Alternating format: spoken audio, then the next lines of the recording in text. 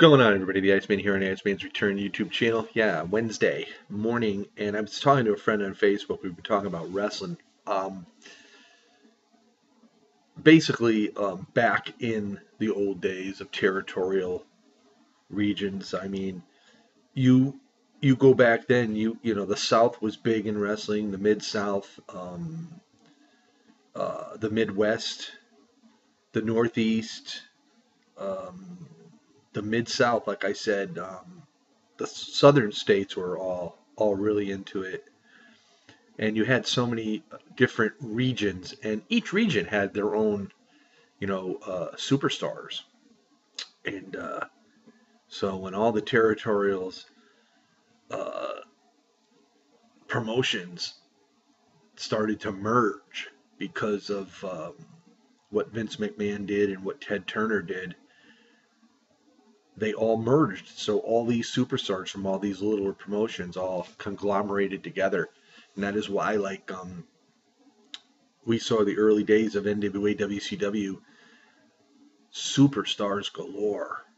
Um, really, there was so many, and of course the old WWF days, and then becoming WWF. Taking stars from other promotions, and that's where you saw the likes of like a Randy Macho Man Savage, um, for one, a Ricky Steamboat, Razor Ramon, Scott Hall, the Kurt Hennings of the world, and we saw, the Nikita Koloffs. We saw the Magnum TAs. We saw the Dusty Rhodes. We saw the Road Warriors. We saw the Rock and Roll Express. I mean, the list goes on and on and on. And there were so many stars back then when everything merged together. It was just like they were overflowing with talent. I mean, even back in the late 90s when the WCW, WWE wars, or WWF wars were going on, talent was just overflowing on both promotions. Stars were jumping ship back and forth. They leave the WWF and go to WCW or vice versa. And there was just tons of talent. And the problem there is it's great to have a lot of talent, but what do you do with them all? Some people got left out.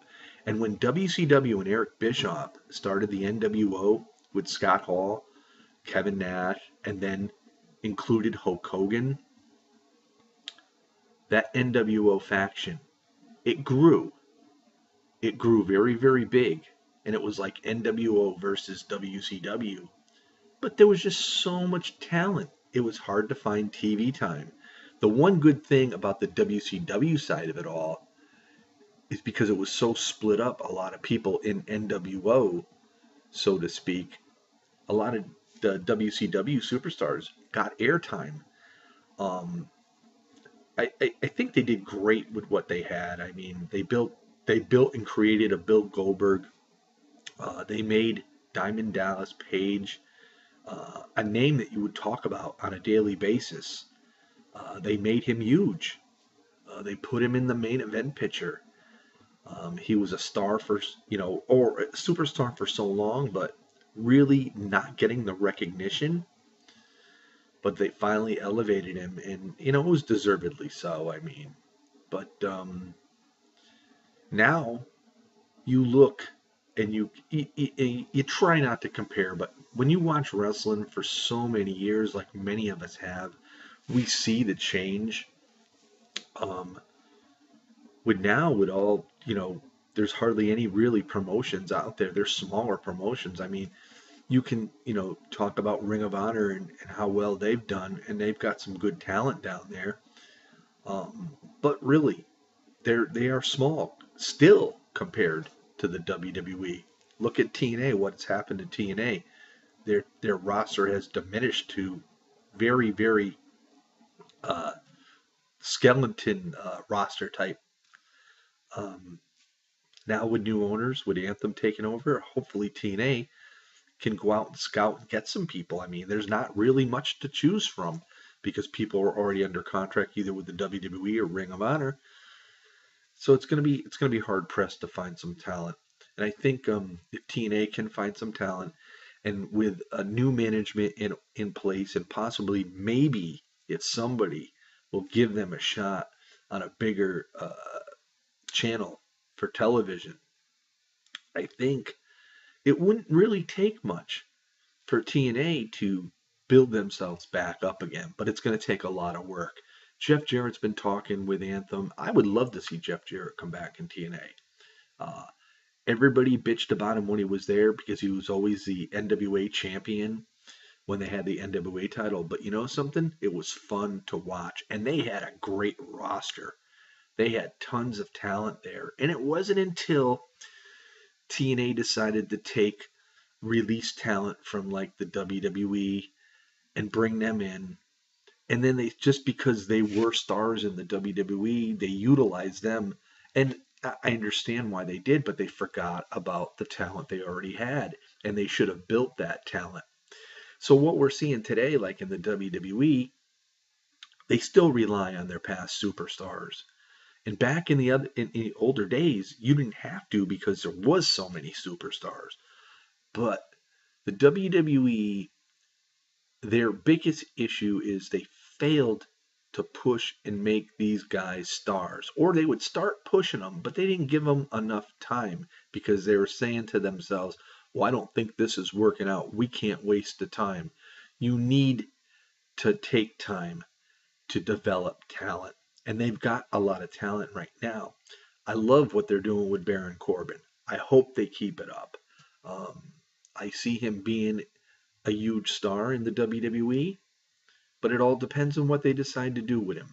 You know, they've got stars down at NXT, and I know Triple H wants NXT to become a brand of its own, so to speak, like SmackDown and Raw is. But the rosters aren't filled enough. Yeah, you could say for each one you've got just enough to run, but you really don't because we all see the redundant and repetitious matches on both SmackDown and Raw. And although I still say SmackDown's the better show, it's going to happen to them sooner or later as well. But you have established stars down in NXT like Bobby Roode, an Austin Aries, a Samoa Joe, an Eric Young. Bring them up. Why bring them up to Raw, bring them up to SmackDown, spread them out. You can make such more different combinations of matches. These guys are already seasoned wrestlers. They don't need to be down there and learn your way. Samoa Joe is a champion in his own right. Bobby Roode, like I said, Eric Young, Austin Aries. You're wasting him. You are totally wasting him. But I see where Triple H is coming from because he wants NXT to have a brand and make a name for itself. But these are guys from other promotions, and they've been around far too long to be sticking around in NXT. They need to be brought up and need to be utilized in big storylines. They did it with AJ Styles. Why AJ got the the what I can't even think of the right word, special privileges within the WWE. Yeah, he's a great talent. I understand that. Don't get me wrong. I've been a big AJ Styles fan for years, but I didn't like the fact when he came up, he's walking all over the already dedicated superstars by the WWE. You can't do that to these guys that have been and dedicated to your company, your promotion all these years, and have somebody come in from the outside and just walk all over them and just destroy them. I mean, it's not right. WWE may think it's doing good for the ratings for them. It's not. You can see the ratings have dwindled. Ratings will never get to the point where they used to be. And any promotion that gets built that has any kind of great management, uh, a halfway decent TV network, and go out there and has the money to finance and get some superstars, could get a promotion going and compete with the WWE. Because let's face it, yeah, they got great ratings at this day and age, but these ratings are nothing compared to what they used to be.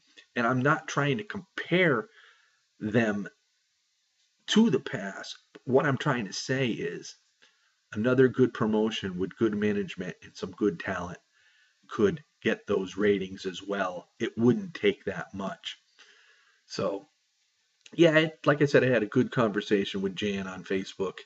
A good friend of mine. He knows his wrestling. He's watched the old stuff just like I have. And like we were talking, we were talking about Ric Flair, and we were talking about Charlotte. Charlotte's being pushed to the moon out of all the women that have come into the WWE within the last couple years, and it's because of the Flair name.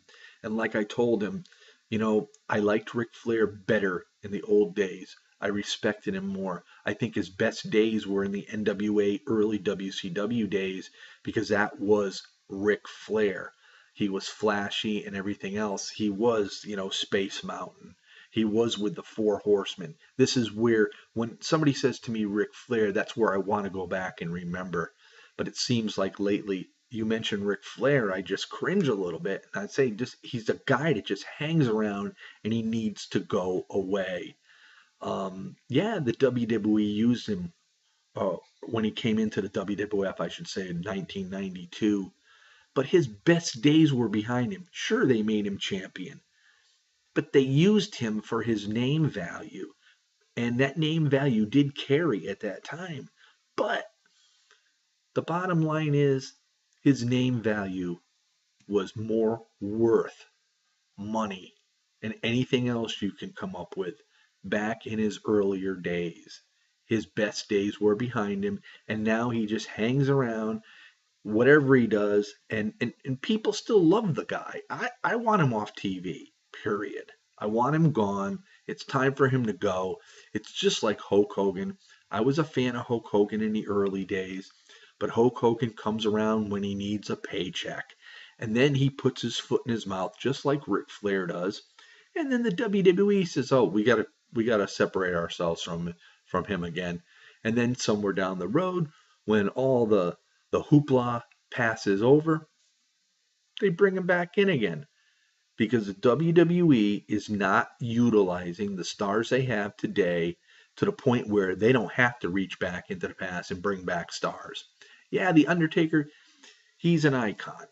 I have no problem with him coming back, but his time is coming to an end as well. Shawn Michaels, they bring him back. He's not going to wrestle, so they bring him back for a ratings boost.